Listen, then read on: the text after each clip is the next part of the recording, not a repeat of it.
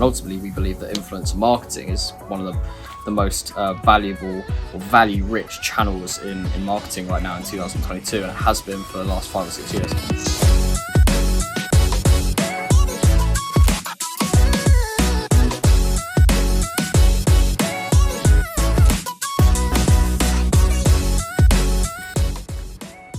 So it's Love Island season, which means that anyone that's pretty and doesn't have a brain gets a chance to be an influencer for 15 minutes. I don't know what your guys' thoughts are on influencers, but personally I think the key is in the name, influence. You have a lot of influence on the fans that follow you, the people in your network, so just try and use it for good if you can. Use it to spread a good message, use it to spread positivity, use it to build other people up, and just don't be a fucking dickhead about it. First of all, it's the hottest day of the year and we're together in 37-degree heat in my garden. And it happens to be the week you're doing a conversation about influencer marketing, which fits perfectly. So is there a difference between an influencer and a thought leader?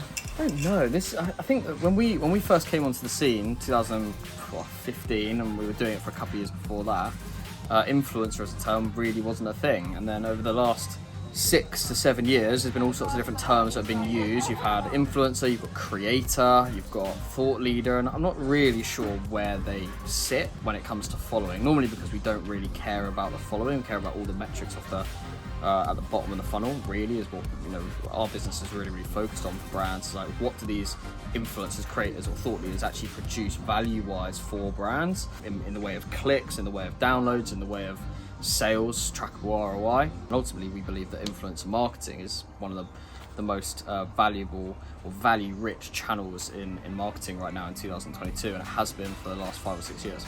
I keep fucking it out. No, I just feel like my body, I like it. Oh my god! I've dropped it and I'm trying to... Ah! Keep on.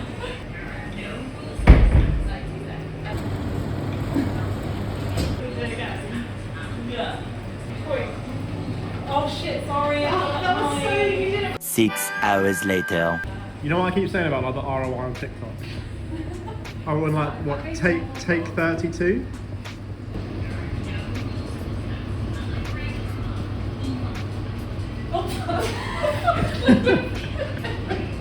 Do you think one viral post makes you an influencer? Absolutely not.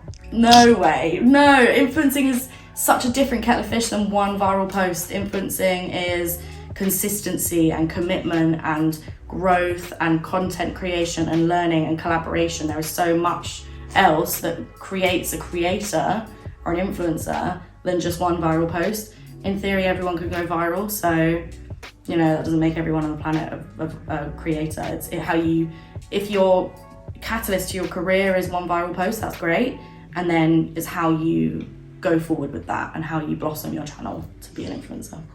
Right, I'm going to jump in here and answer a really important question that I get asked, and I think it's really fascinating to know. Obviously, I've come from the industry myself. I used to be a previous micro-influencer, content creator, whatever you want to call it. When you see that hashtag ad, this is what I'm talking about. The post that you see when they're either promoting a product or a restaurant, a hotel, whatever it is. What goes in behind that is a lot of back and forth between a brand and a creator. Sometimes you get a brief and sometimes you don't. And sometimes these briefs are really intense. Like, you'll basically get sent images, caption ideas, videos that are heavily guided. So a lot of the times when you see creators' content on Instagram, it's not even with their creativity and their flair. Like, it is a tiny bit, but it's been heavily guided. So when you think, oh, it's so commercialized, it's so all these things, it's because they've had to go through this rigorous process of getting it approved. And a lot of the times the brands win, and the creators will go, do you know what, whatever, it is what it is. I want to get it approved and I want to get my paycheck, because it's a business at the end of the day. So yeah, there's a lot of stuff that goes on behind the scenes. Not in all cases, but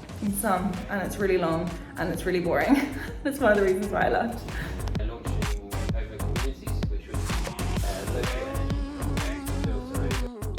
So it was interesting because I was just speaking to Harry Hugo, one of the co-founders of the Go agency, about influencer marketing and like what an influencer means and like the difference between influencers and thought leaders. And he had some really interesting opinions, which no doubt will make it into the slog. But I guess for me, like, what is an influencer? So I just hit 100K on LinkedIn, which is cool, great, fantastic. But for me, it's not about being an influencer. I don't really have any desire to be an influencer, you know, that we all think is an influencer, like someone that has a certain number of followers that they can influence into buying things. For me, it's all about community and building relationships. And you can call that influencer, you can call that thought lead, you can call that creator, like whatever you want to call it. But it was less for me about selling teeth whitening kits and more about influencing people into thinking the way that I think and believing what I believe, and also like learning. I wanted to pass knowledge on about personal branding to my community and hopefully help them in some way. So call me an influencer, call me a creator, call me a thought leader, like whatever you want to freaking call me. But the outcome, I think, is still the same. You are influencing people into doing something. Okay, I don't know where to put this. Cool. Very nice. Shit. This episode is about, why am I moving so much? I think there are a few reasons for this. First of all,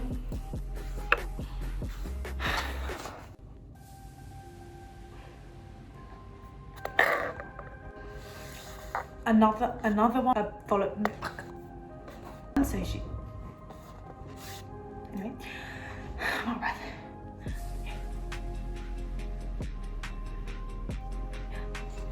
Have you ever had a dream that you had? And in the same way as influencers do that for our brands, we do that for people on LinkedIn and generate sales that way. Train.